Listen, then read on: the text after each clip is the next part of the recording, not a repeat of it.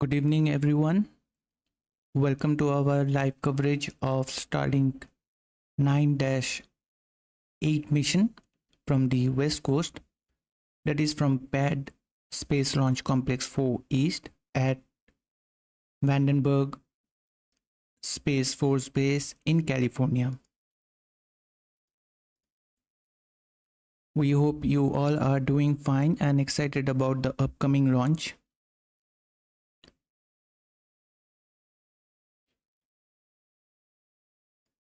Hello, everyone. I'm Dipta Maitra and I will be the commentator for today's mission launch. Before we dive into the mission details, I just want to take a moment to express our deepest gratitude to each of you for joining us today. On behalf of entire AstroYonder's team and moderators, a big thanks to our incredible YouTube community for being here as we bring you comprehensive coverage of space launches packed with detailed stats and in-depth insights.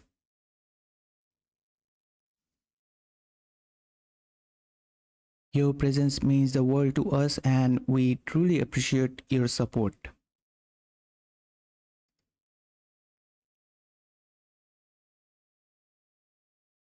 We are super excited bringing you the live coverage of SpaceX 95th overall launch and the 92nd Falcon 9 launch of this year. We are waiting for a Falcon 9 liftoff at 12:01 a.m. Eastern Time from Vandenberg Space Force Base for a southeasterly launch for SpaceX Starlink mission. The Starlink mission 9-8 will launch 20 Starlink satellites, which includes 13 with direct-to-cell capabilities to low Earth orbit. Today's Starlink mission marks SpaceX's amazing 387th overall launch, with the 375th Falcon 9 launch to date. This is the 64th dedicated Starlink mission of the year for SpaceX.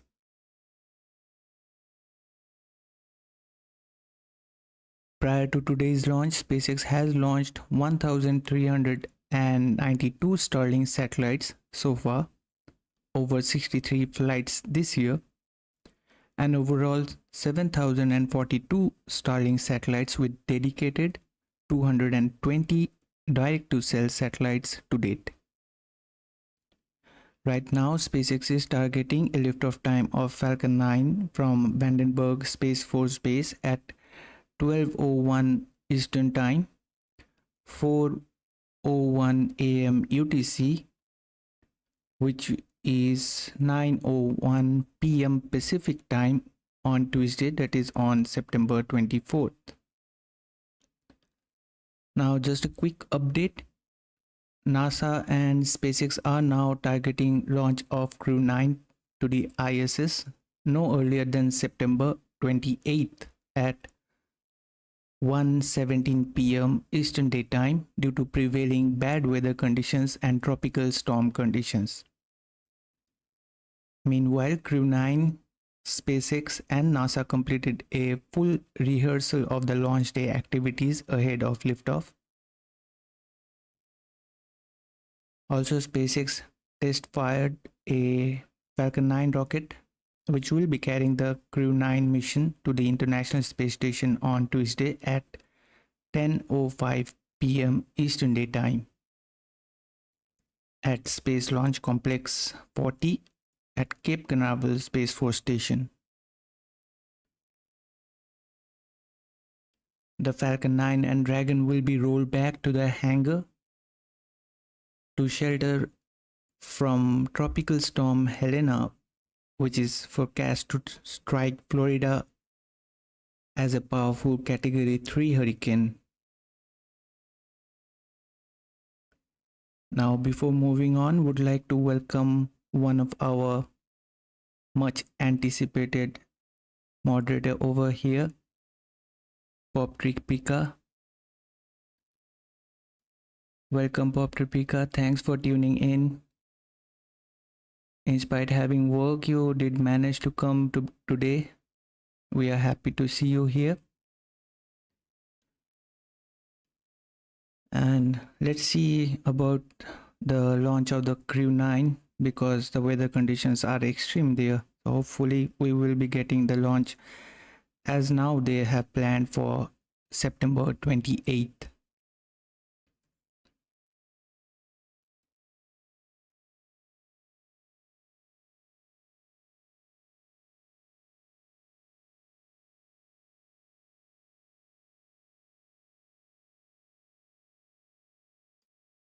Now let's take a look at today's payload details for Starlink Group 9-8 mission. This launch marks the 64th dedicated Starlink launch for this year.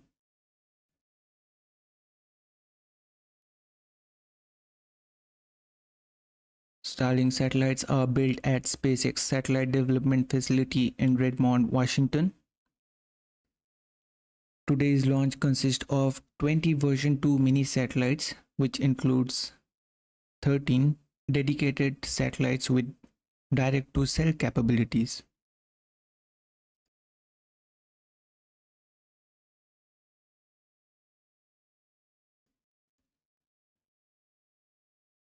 Each Starlink satellite is equipped with powerful 5 advanced Ku-band phased array antennas and 3 dual-band parabolic antennas utilizing Ka and E-band to provide increased capacity.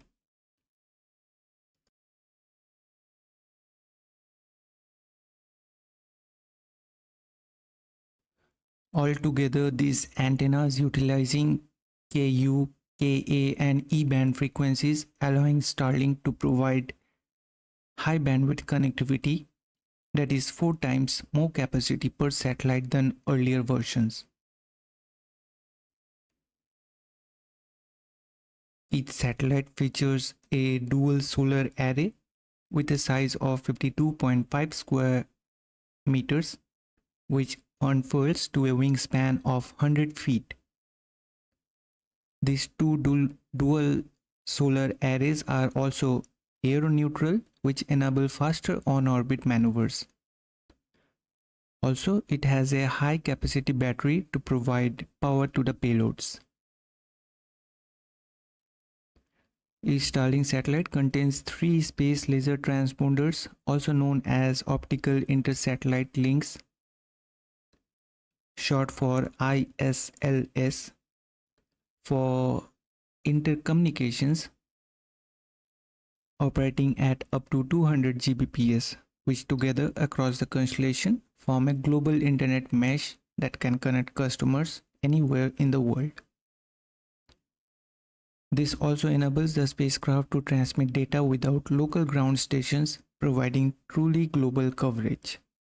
Also recently, we saw the Polaris Dawn crew tested this feature of the Starlink when they were in the orbit. Each Starlink version 2 mini satellite weighs nearly 800 kilograms, that is 1,763 pounds.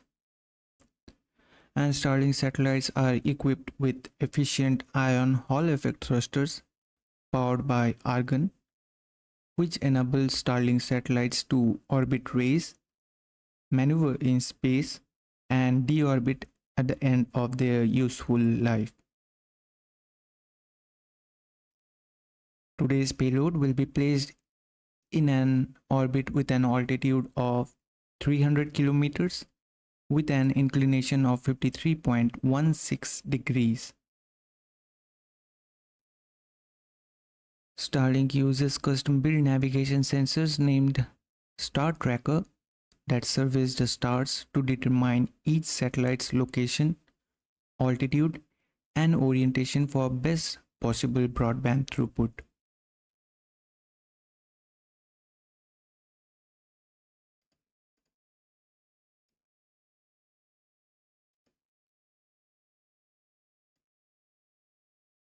Each Starlink satellite contains 4 reaction wheels, providing agile attitude control for the vehicle.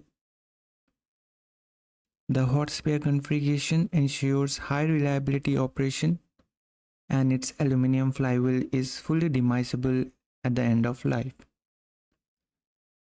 Also worth mentioning, the Starlink satellites are equipped with an onboard autonomous collision avoidance system for avoiding collisions with other spacecrafts and space junks autonomously, which utilizes US Department of Defense debris tracking database.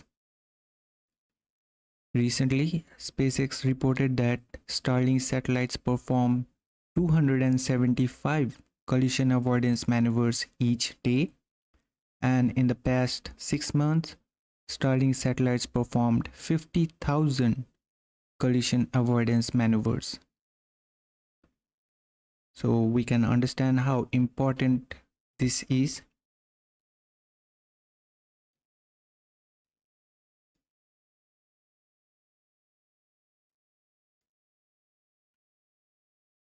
Well, speaking of SpaceX direct to cell Starlink satellites,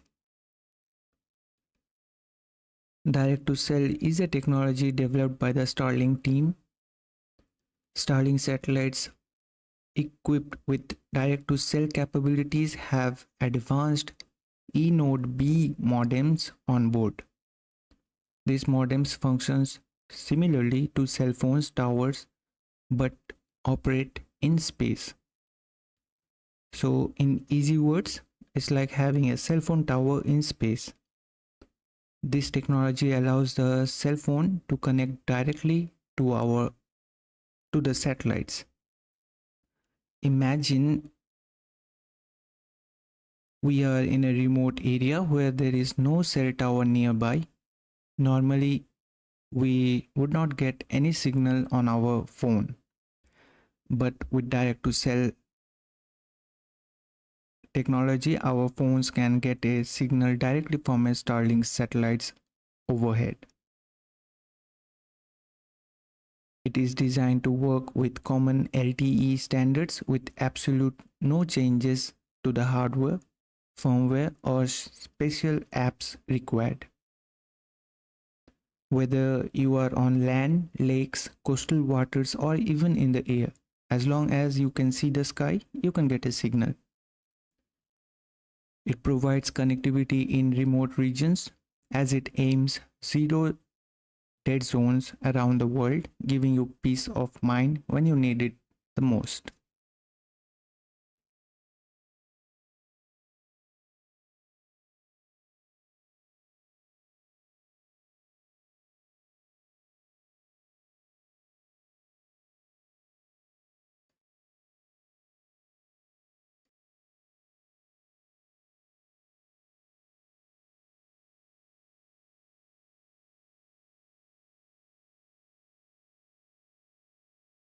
While replying to the chat here and to Pop Tripika, well, I'm not aware of this Pop Tripika that this Apple is giving the facility to have satellite messaging,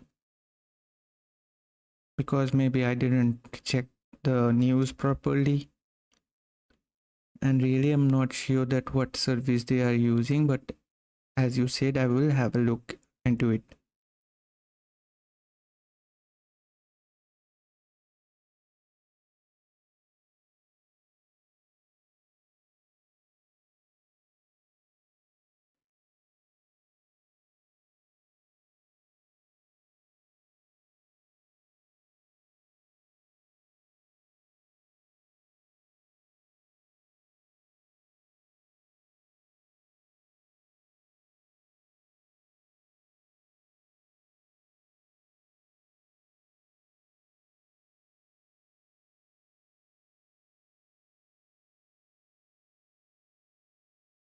Now, recently we saw that Starlink made its first video call on X using unmodified mobile phones, which were connected to the Starlink direct to cell satellites.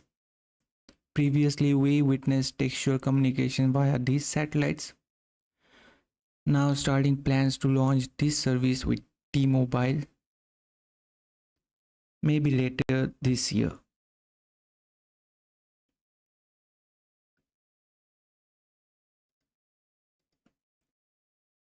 Now let's take a look at the flight record for the booster supporting today's Starlink 9-8 mission.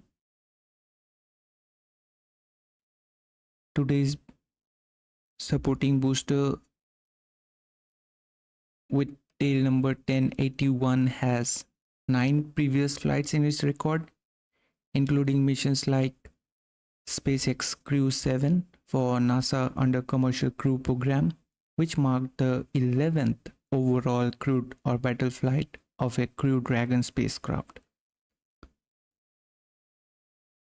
CRS-29, which is a commercial resupply service mission to the International Space Station, which marked the 9th flight for SpaceX under NASA's Commercial Resupply Service Phase 2 contract. Next mission supported was the NASA's PACE mission, which stands for Plankton Aerosol Cloud Ocean Ecosystem, which is a NASA Earth observing satellite mission. Next up, the Transporter 10 mission, a SpaceX rideshare mission which launched 53 satellites. European Space Agency's Earth Care mission, which is a joint European and Japanese satellite under European Space Agency's Earth Explorer program. And recently, a classified NROL-186 mission for National Reconnaissance Office. Additionally, the same booster also supported 3 Starlink missions. Now awaiting its 10th flight, just minutes away. The last mission supported by today's booster was Starlink 9-5 mission on August 31st of this year. It's now 25 days since last used.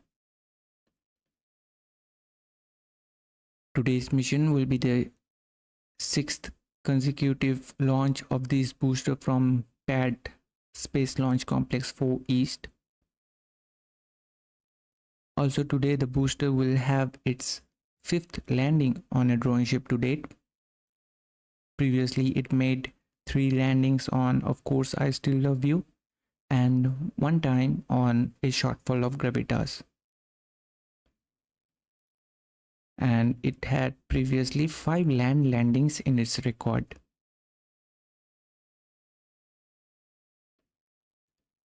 Now a request for you guys, hitting that like button helps YouTube's algorithm catch the drift and bring more space lovers and rocket chasers our way, helping us to build a community with amazing space enthusiasts like you. And also consider subscribing to us. We would be totally amazed to have you on board. Your support means the world to us, which inspires us to work more hard to provide live coverages filled with stats and thorough insights.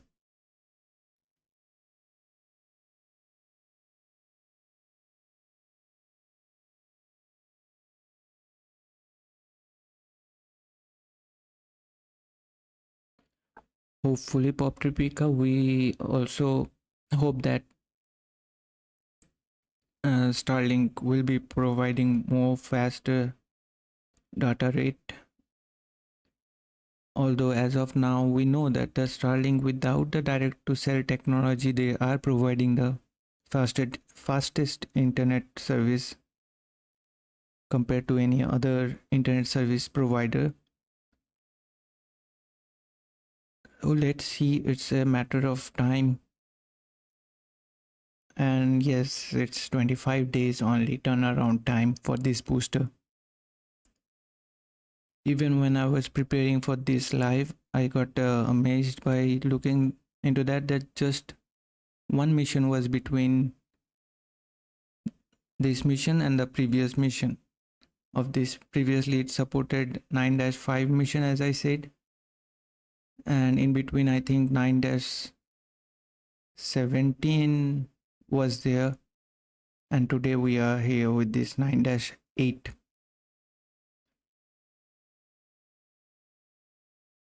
But maybe can be wrong in this because I'm a little not remembering things nowadays or not sleeping well.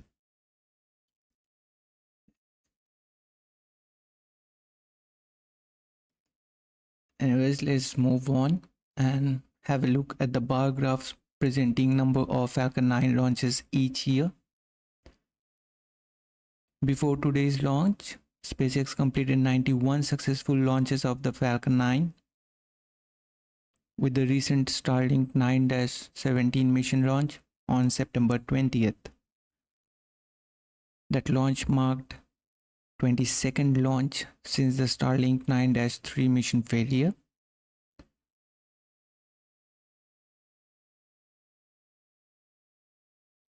And with that launch, SpaceX made it to have 30 more than the launches made in 2022.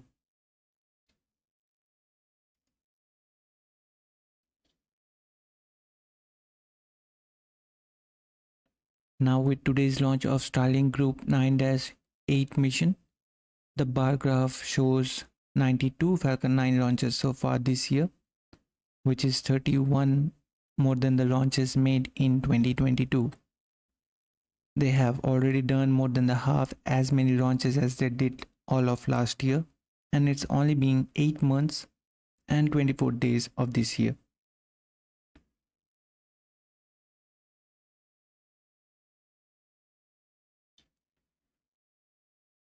Just 4 more launches and SpaceX will be reaching the same number of launches made in last year, as SpaceX stays on course to achieve this ambitious target of 140 to 148 launches by this year's end.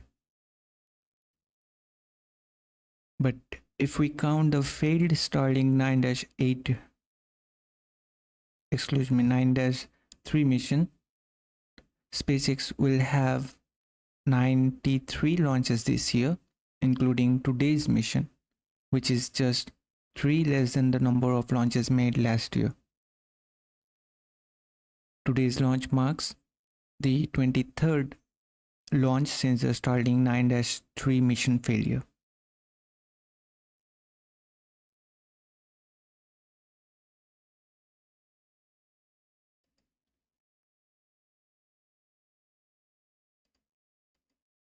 Just a typical pre-launch timeline for the Falcon 9. So we'll not get into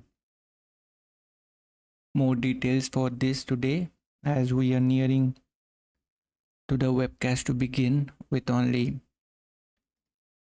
24 minutes to go. Not 24 minutes, 34 minutes to go. We have some stats to discuss, so we'll focus on that.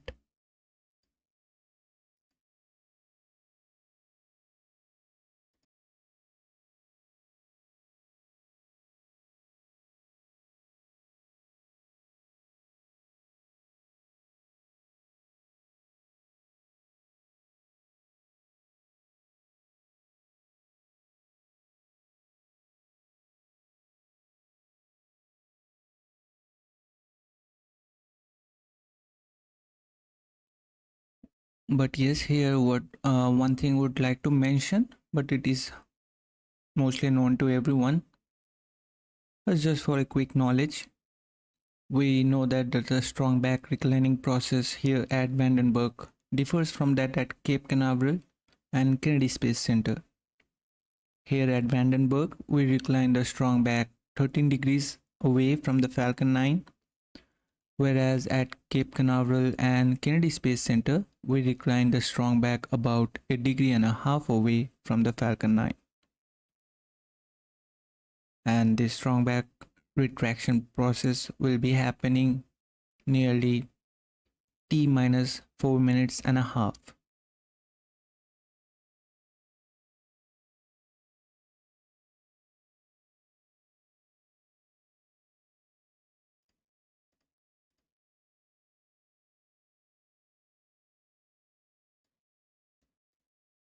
Now let's go ahead and briefly step through the trajectory for today's Starlink mission. Falcon 9 leaving the pad from Space Launch Complex 4 East from Vandenberg Space Force Base with a batch of 20 Starlink satellites on board, including 13 with direct-to-cell capabilities Starlink satellites as well, for a southeast trajectory along the coast of Southern California, heading into LO Earth orbit. That is to the ninth shell of second generation Starlink mega constellation, indicated by that green line on your screen. The red line you see indicates where the Falcon 9 first stage will land after stage separation, just a little later leaving California's coast. This will be a droneship landing using the autonomous spaceport droneship. Of course, I Still Love You, located here on the west coast, which means that the first stage booster with tail number 1081 supporting today's mission, flying for its 10th time, will be returning heading out to the droneship for landing. This will be 104th landing on, of course, I Still Love You droneship to date.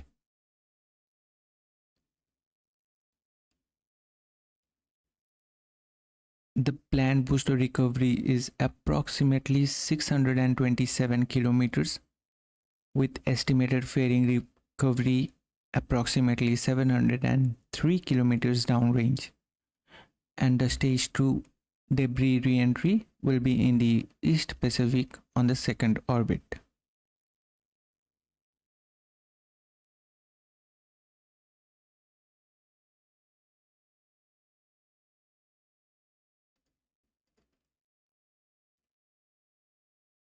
While we are expecting the addition of a fourth drone ship likely by the end of this year or early next year,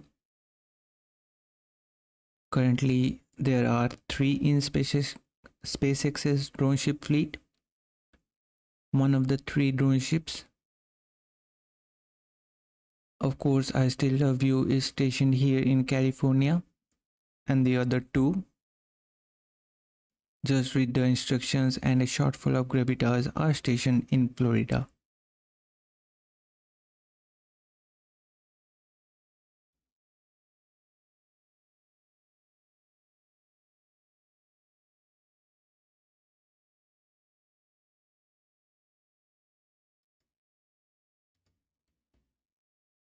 Speaking of fairing recovery, SpaceX will utilize the recovery vessel Go Beyond to retrieve the 2 solar halves of the payload fairing from the Pacific waters. The 2 halves of the payload fairings will be recovered slightly farther, approximately 76 kilometers downrange from where the first stage lands on, of course, I Still Love You drone ship, after they will splash down with the guidance of parachutes.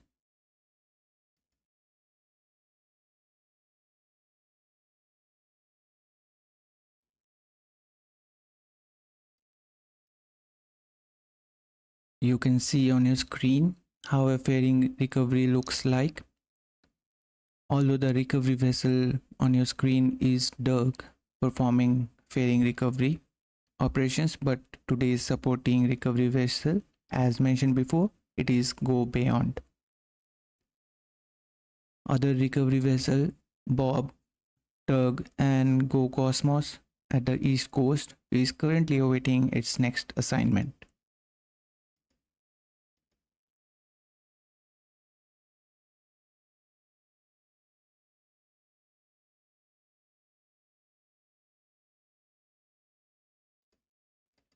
Now here is a video of a fairing half, the protective shell from a rocket's payload, making its way back home, piercing through Earth's atmosphere. And the coolest part is the mesmerizing halo around it due to the atmospheric friction. It's a marvel to see. We hope you enjoyed this stunning short clip. As we move on to the post-launch timeline for the Falcon 9 passing these events following liftoff.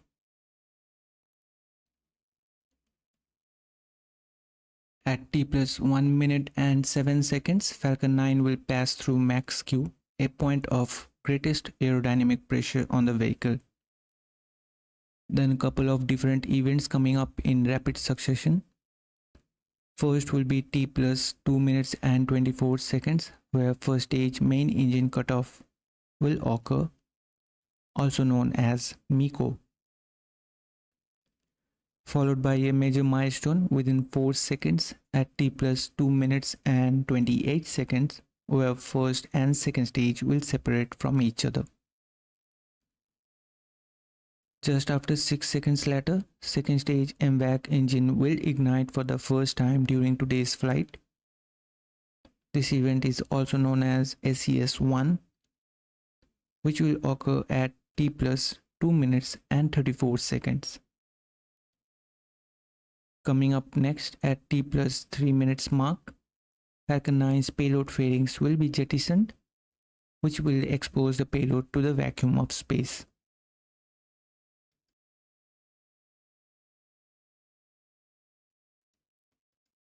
Now here is a short video to demonstrate that process, how it actually happens. You can see the fairing halves separate, exposing the payload on board, and the second stage MVAC engine ignition. Now coming back to the post-launch timeline. At T plus 6 minutes and 2 seconds, the first stage entry burn will begin, lasting for 26 seconds, up to 6 minutes and 28 seconds mark, ending the entry burn for the Falcon 9's first stage. At this time around, we will hear the callouts for stage 1 FTS, that is the flight termination systems being saved. We will also hear the callouts for stage 1 being transonic and stage 2 being in terminal guidance.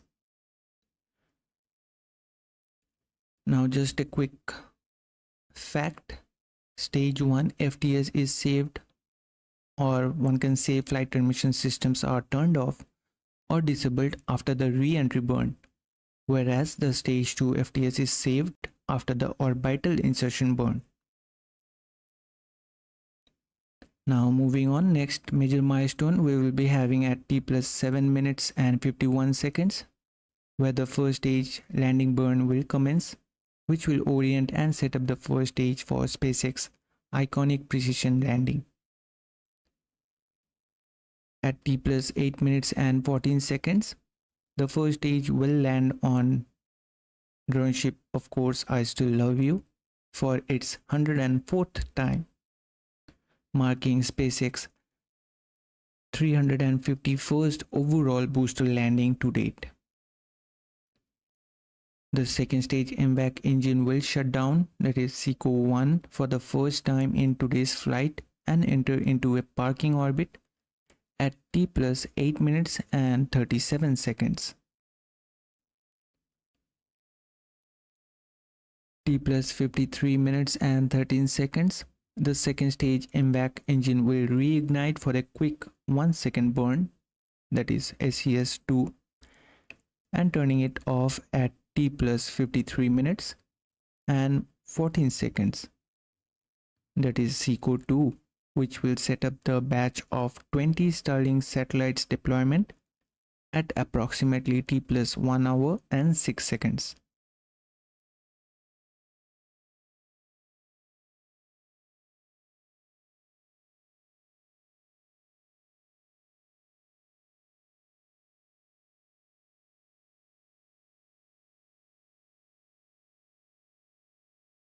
Would like to welcome Simon Haga, one of our very old friend over here. a very curious boy, having so much questions to ask, and have really what can I say, space affinity mind. Although he doesn't like us to talk, we have to just chat back him. So just a second, just to greet him.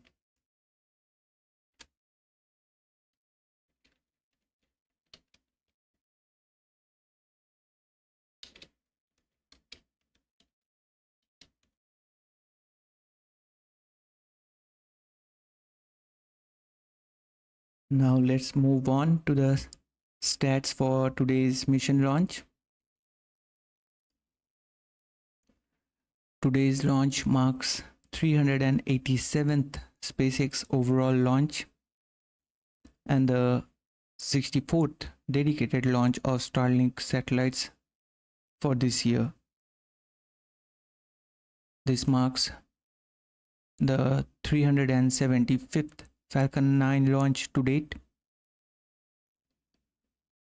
10th flight of this particular Falcon 9 booster supporting today's mission with tail number 1081. Today's launch is the 92nd Falcon 9 launch of 2024 so far.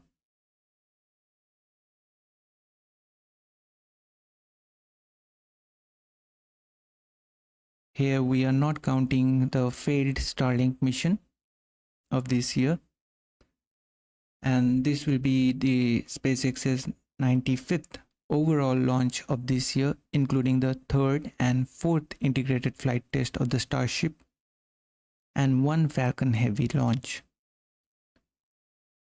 We are expecting the next fifth integrated flight test very sooner. As the progress we can see it's going on there at the Starbase.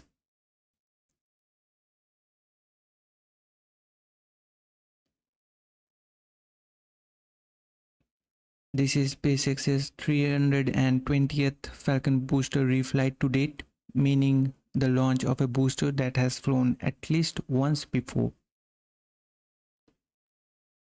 92nd orbital launch for SpaceX, launching from Space Launch Complex 4 East.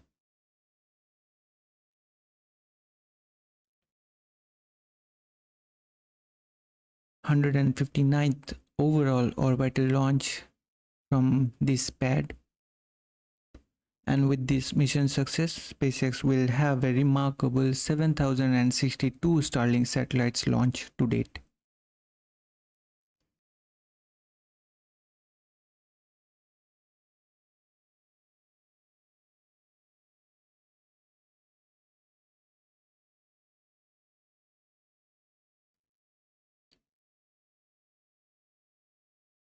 Moving on to some reusability statistics. This launch marks 306th Falcon 9 booster reflight to date, 104th landing on Of Course I Still Love You droneship to date, 10th landing of the first stage booster with tail number 1081 supporting today's mission. With this mission's first stage landing,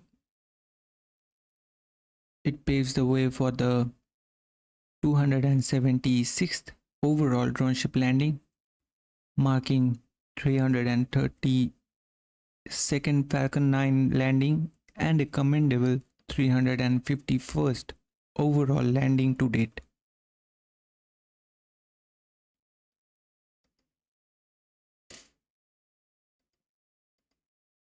Speaking of droneship landing, let's look into the stats for droneship landings prior to today's mission. A shortfall of Gravitas has one unsuccessful landing attempt, and 80 successful landings out of 81 overall attempts with the recent Starlink 8-6 mission. And on that very mission, a shortfall of Gravitas witnessed its first landing failure as a booster with tail number 1062, which was on its record-breaking 23rd flight, couldn't make it to have a successful landing. In comparison, Just Read the Instructions has encountered 3 unsuccessful landings with 92 successful landings out of 95 overall attempts with the Galileo L13 mission. While today's supporting drone ship, Of Course I Still Love You, has experienced 7 unsuccessful landings and 103 successful landings out of 110 overall attempts with the previous Starlink 9-17 mission. Once again, let me remind you, only these drone ship landing stats which I mentioned here now are excluding today's mission. These are prior to today's launch.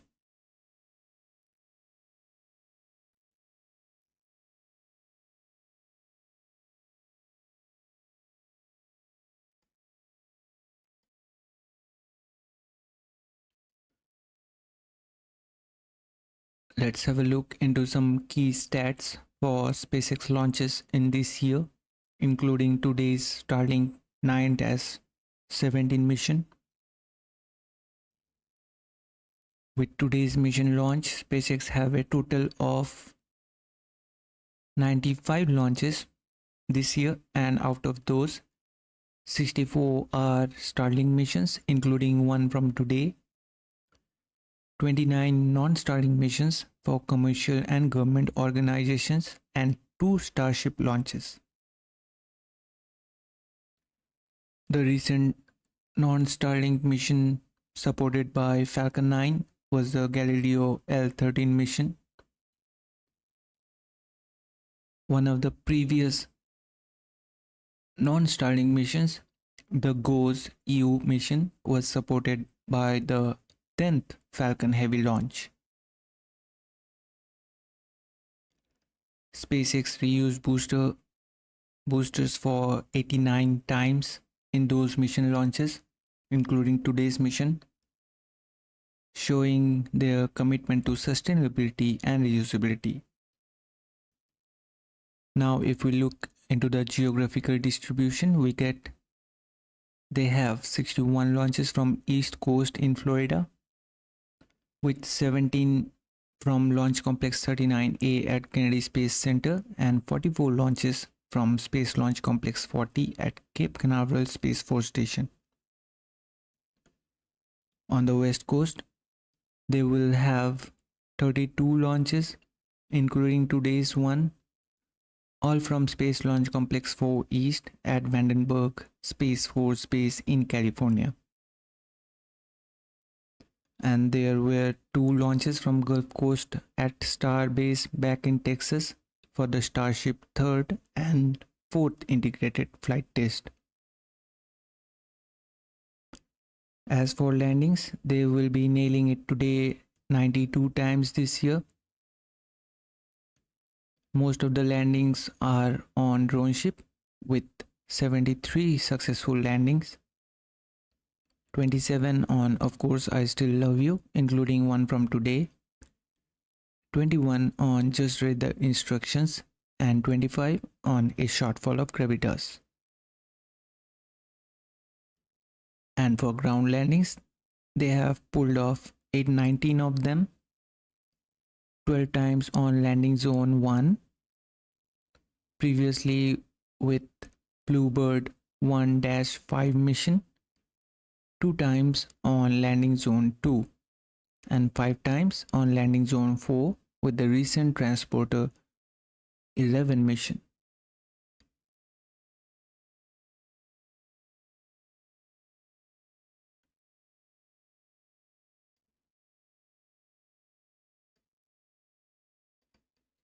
Prior to today's launch, the success rate for ground landings is 98.68%.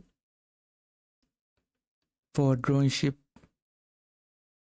landings it is 96.15%, and the overall landing success rate is 96.69%.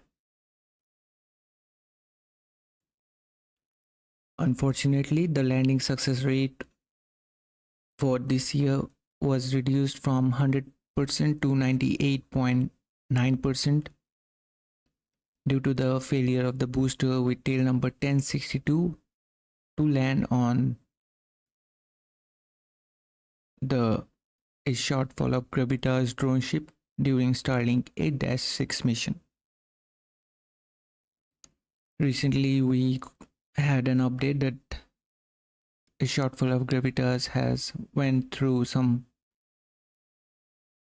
repairs and maintenance in the Freeport back in Bahamas.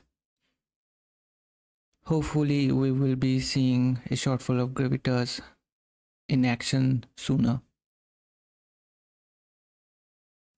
Today's mission is the 23rd launch since last mission failure, that is the Starlink 9-3 mission.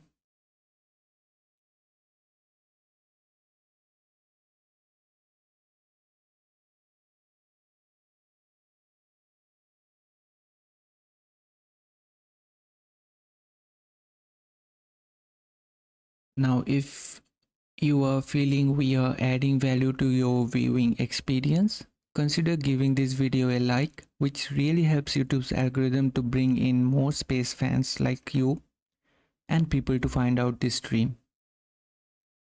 Also consider subscribing to us as we strive hard to bring stream filled with stats and details. We would be super grateful for your support. Well, also thanks Poptripika for supporting us.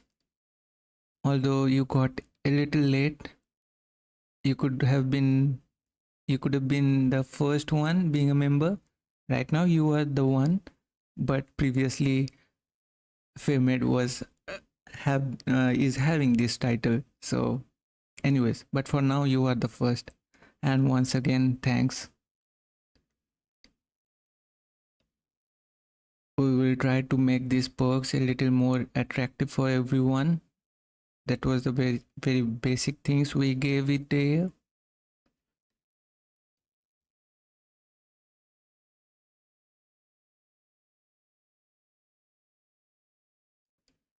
Now moving on to this year's orbital launches, including today's one.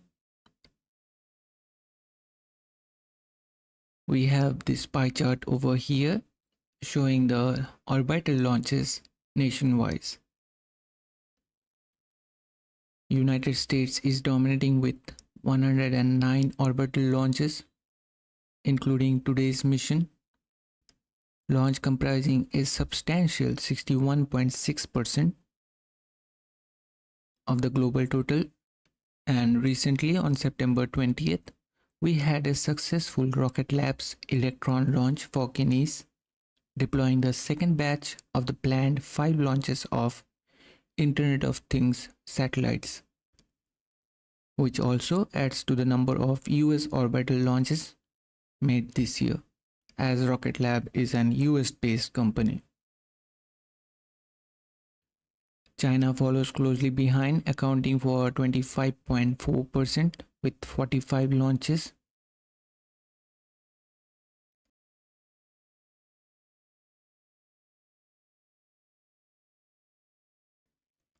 China plans setting a new record with 100 space launches in 2024, including lunar and station missions. So as of now, more 55 launches to go for China.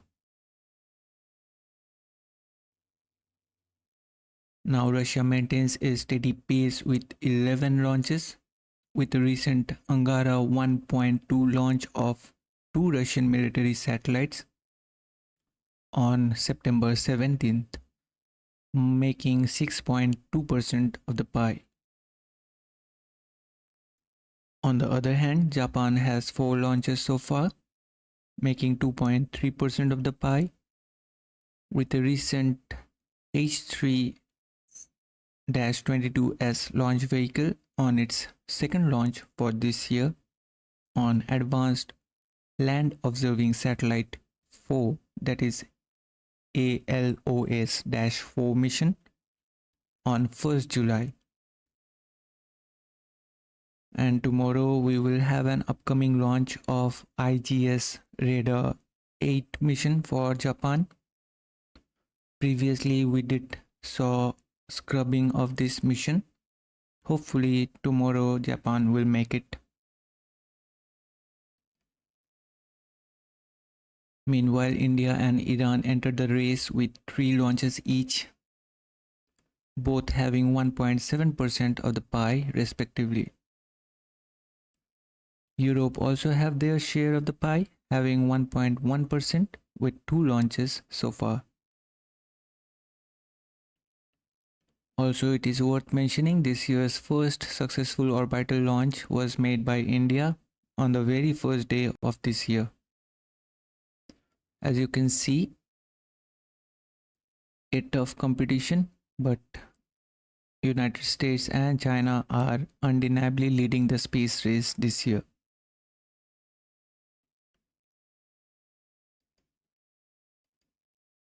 Lastly, with these stats, we will be wrapping up our discussion for the mission details. Then we will be heading to the webcast.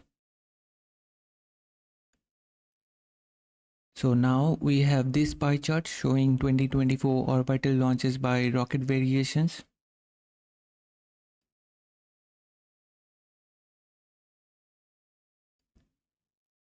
It includes today's mission launch as well. The green slice of the pie represents the Falcon 9 rocket, this year's true powerhouse and standout of the year, with 92 launches including one from today, which leads the pack, holding the largest share at 51.4%, which accounts for over half of the total.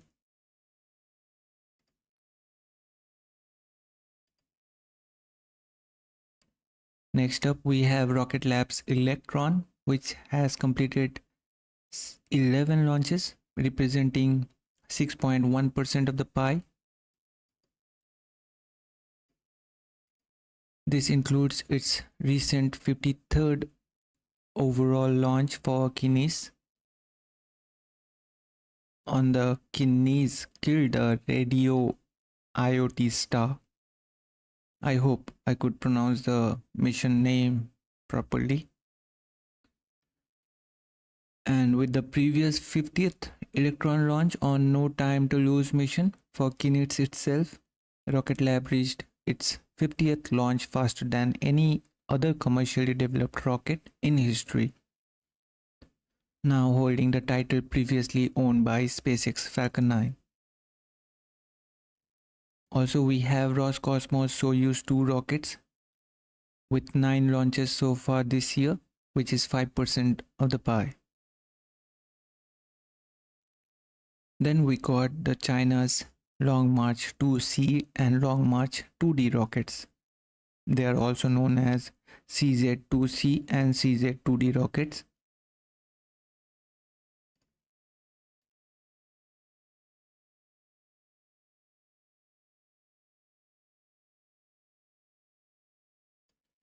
So the Long March 2C rocket is having 4 launches, making 2.2% of the pie, and the Long March 2D is having 6 launches with 3.4% of the pie. Although these slices are small, but every launch counts. Lastly, we got this another bigger slice of the pie, this pink slice labeled Others, which is a mix of different rockets, including Ariane 6, classic version of Vega on its final flight, Falcon Heavy, Atlas 5, Delta IV Heavy's final flight, Vulcan Centaur, ISRO's GSLV Mark II and PSLV TL launches, Japan's H3 and H2A launch vehicle launches, Iran's Simorgh and Kayam 100. Well, a point to be noted here that Iran recently launched one Kayam launch vehicle. So with that, they are having 3 launches as of now. Then on this pink slice only, we are having the Russia's Angara A5 and 1.2 variant launches, China's Gravity 1, Long March 7A and other different launches which didn't came up to the mark of 3 launches so far. We are counting them in this other slice of the pie. And there are other launches as well. The names are not exhaustive. I'm not taking all the names. They got 57 launches in total, which is 31.8% of the pie. Today's launch marks the 178th overall orbital launch globally.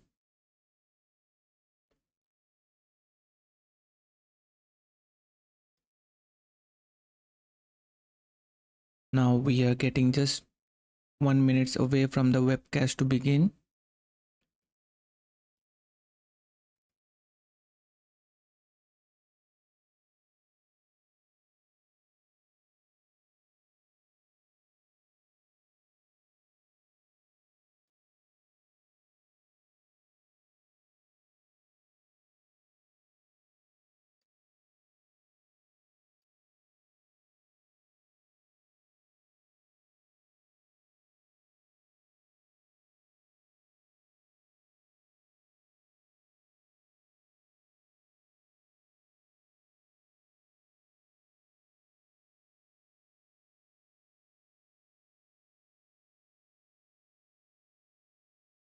So it's time for the webcast to begin, guys.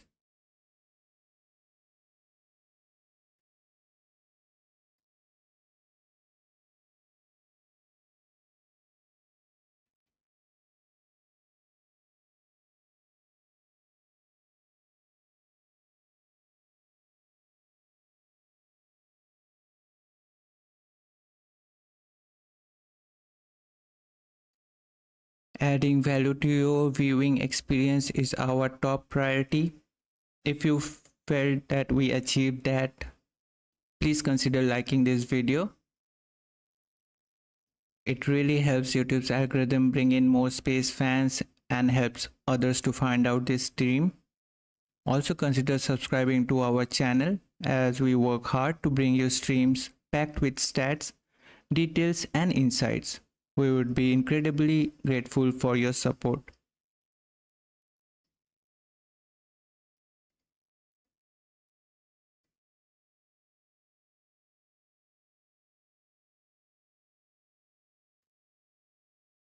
Now we are just waiting for the webcast to begin.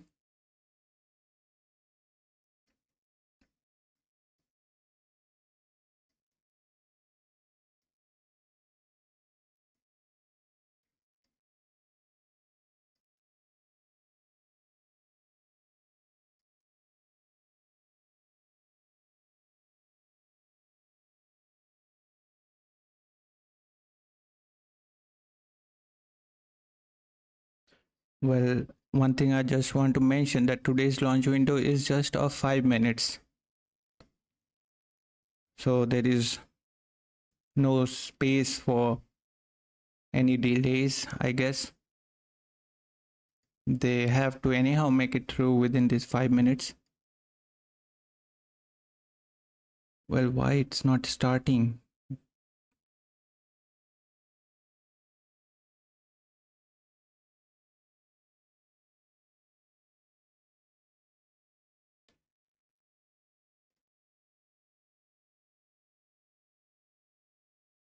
And once again, let me just, well, it's starting. Right. As we heard the call out, right now we are pressurizing the tanks. We will be adding a little bit of gas to stiffen up the tank so that the clamp arms can open with a solid structure holding the Falcon 9. Upon opening the arms, we will be start reclining the strong back about 13 degrees away from the Falcon 9 as it's a Vandenberg flight. Strong back retract.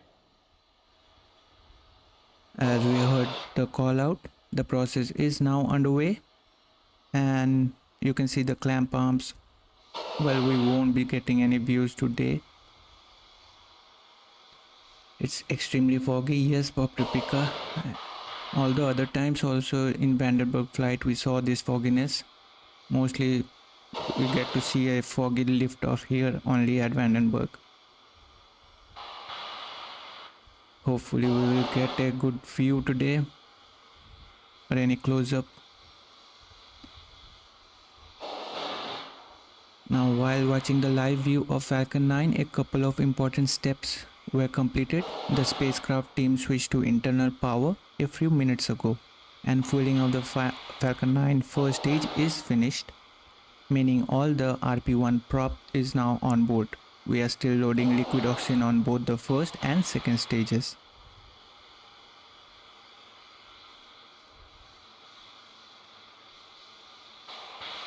The strong back reclining process is a slow process as we do have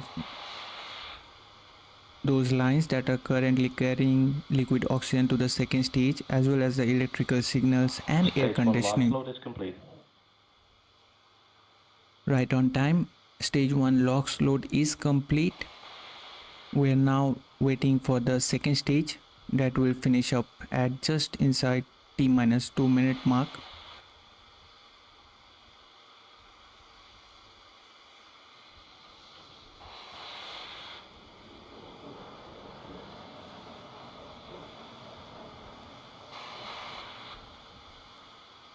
T-2 minutes and 30 seconds.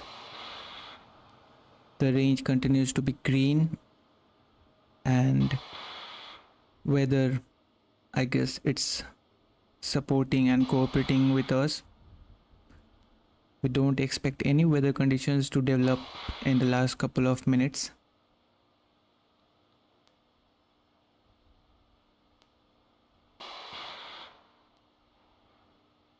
Yes, Pop Tropica, even I can't see the rocket as well. Just see a very feeble line there. Well, now when the ignition will happen, we will get a good view. But again, if for some reason we do not launch today, we do have a backup opportunity on Wednesday, September 25th. Stage 2 LOX load is complete. Now we got the call out for the stage 2 LOX load completion. All propellants are now on board. With 1 million pounds of propellant, we are now beginning to vent down the pressure that was in the tubing on the strong back. We did got the call out for the ground gas closeouts. Now next, even at T-1 minute, we should hear the call out that Falcon 9 flight computers are in startup. Falcon 9 is in startup. Right on time, Falcon 9 computers on stage 1 and stage 2 are running the rocket through the last minute of count. Now let's listen to the go callouts from the LD. LD is go for launch. So SpaceX launch director giving go for the launch. All systems continues to remain go for the launch of Falcon 9 and Starlink. T-minus 30 seconds.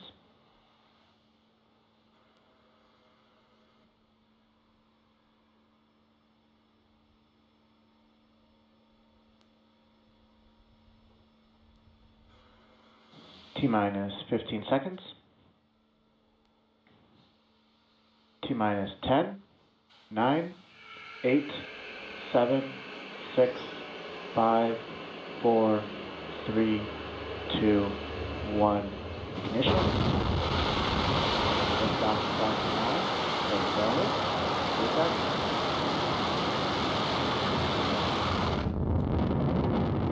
9. Vehicles pitching downrange.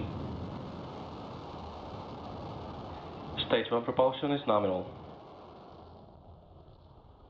And we have liftoff, successful liftoff. Falcon 9 clearing the tower.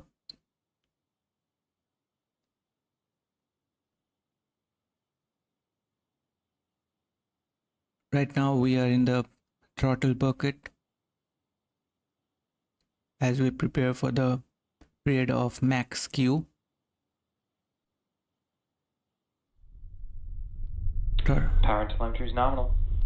Good call outs there. Power and telemetry is nominal.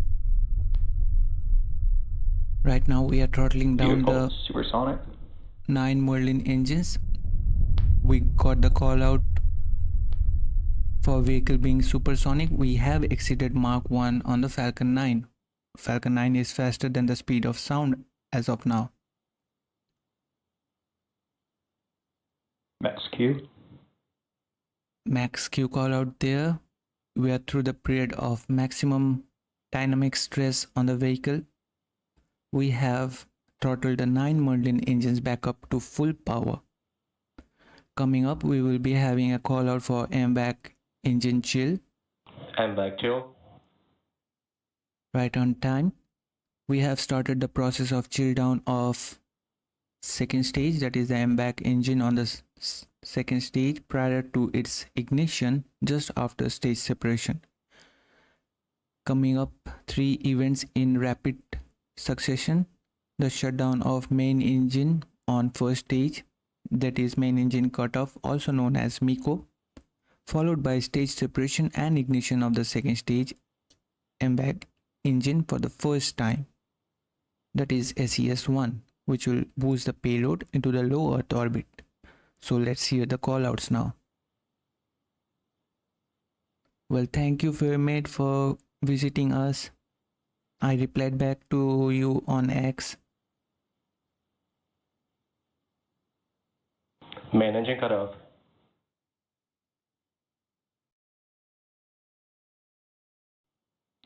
Stage separation confirmed. MVAC ignition. We got all the back-to-back milestones call out there.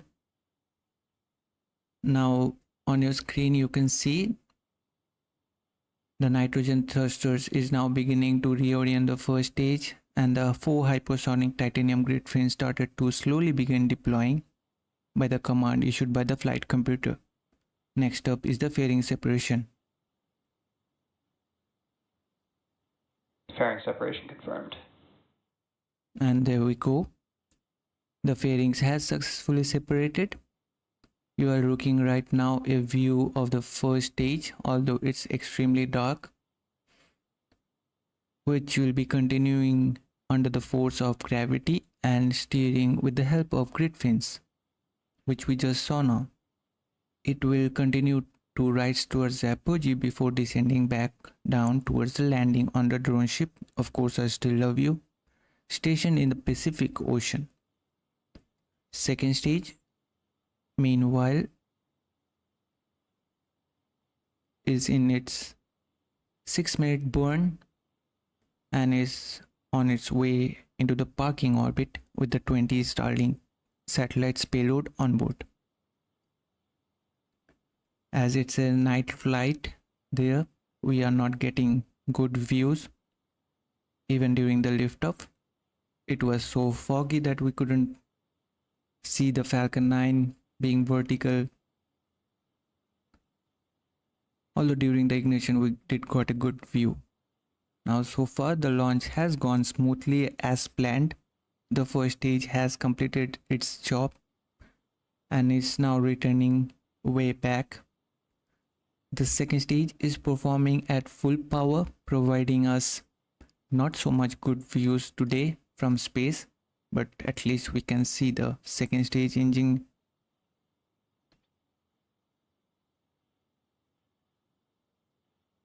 Right now we are gearing for the first stage landing on the drone ship, and during this phase of the flight, stage 1 uses only its grid fins for steering as it returns to Earth. The grid fins will help orient the Falcon 9 during re-entry and guide its descent. Maybe in the upcoming views on the left side of your screen, you will be able to see bursts of nitrogen gas, which are for altitude control. We did saw a little. Now on your screen you can see those gas bursts. This nitrogen gas bursts help position the vehicle as it heads back to the drone ship. Now we are expecting the call out for the stage 1 entry burn startup at nearly 6 minutes and 2 seconds.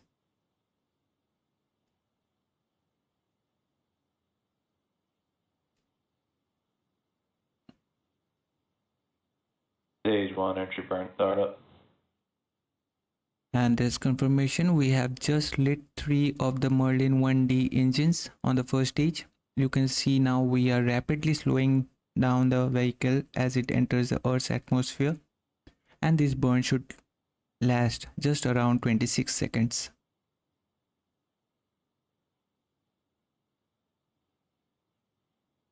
Stage 1 entry burn shutdown.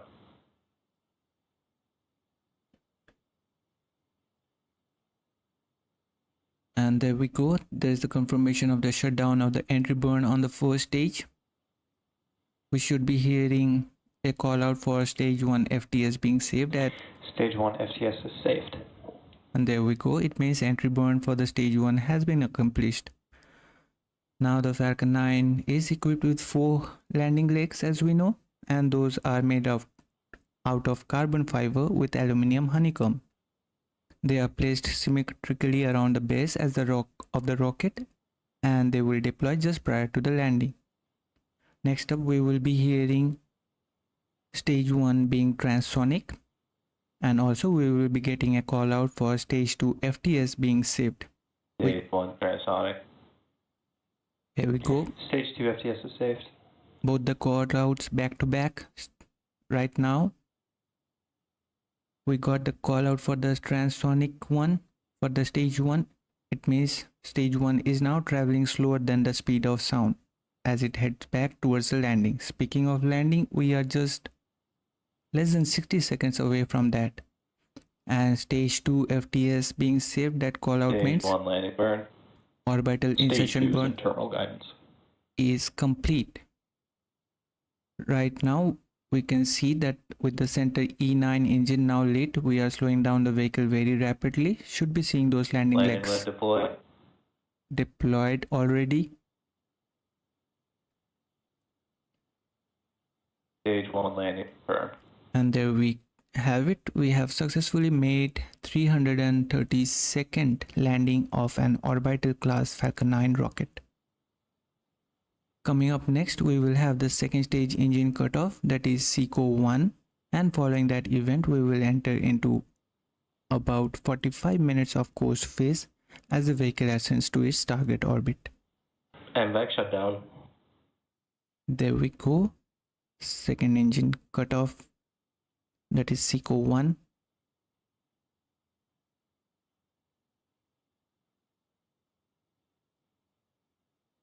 Nominal orbit insertion.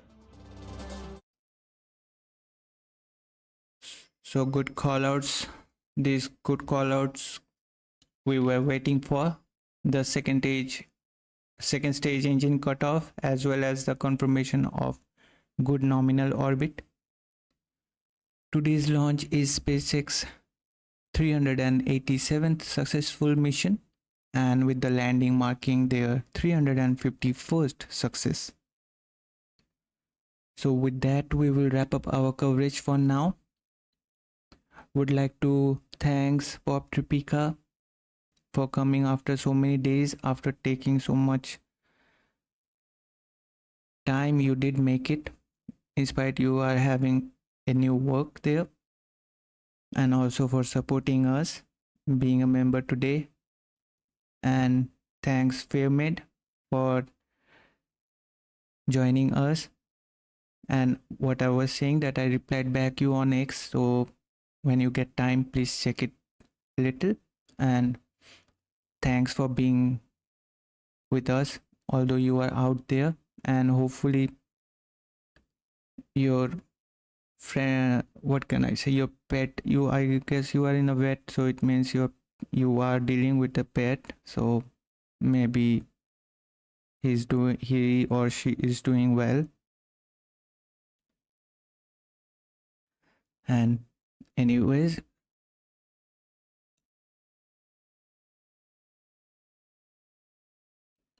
be sure to check out our social media handle on X for the latest happenings in the space industry and updates on upcoming launches. Hope you enjoyed the stream. We appreciate everyone joining us for today's launch. Also, we wish everyone a great week ahead. Thanks for watching. This is AstroYonder Live and me, Dipta, signing off for now, and we will see you next time.